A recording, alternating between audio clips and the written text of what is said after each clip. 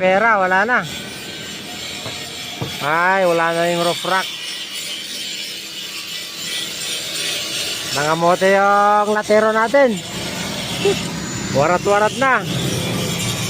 Tignan mo, boss, kung gusto mo pa. O, ayan o. Wala na, boss. Sobrang lutong na itong roof rack niya.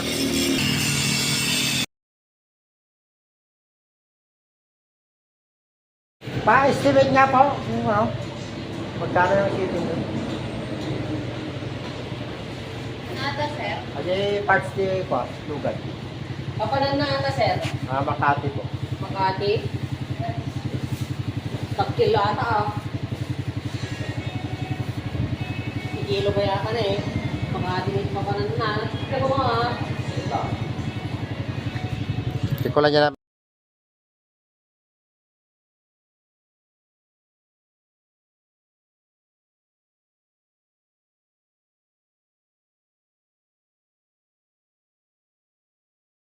Ayan guys, papunta na naman to sa Manila roof lamp ng X-Trail, Nissan X-Trail. Papadala naman natin sa Plus Delivery. Ayan. Kahit warat-warat, binili pa rin ng customer. Ewan ko kung paano niya gagamitin to. Ayan o. Oh.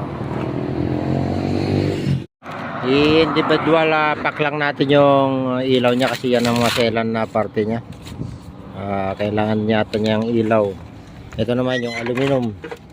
Aluminum pa lang to, baka pag kinilo to may 300 na eh.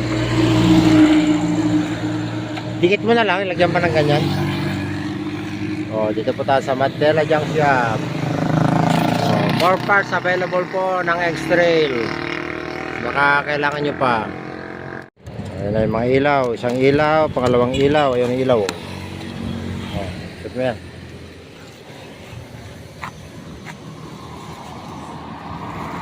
Ilukot mo pa lang. Ito na yung padala natin na roof lamp. Papunta ng Cainta, Rizal.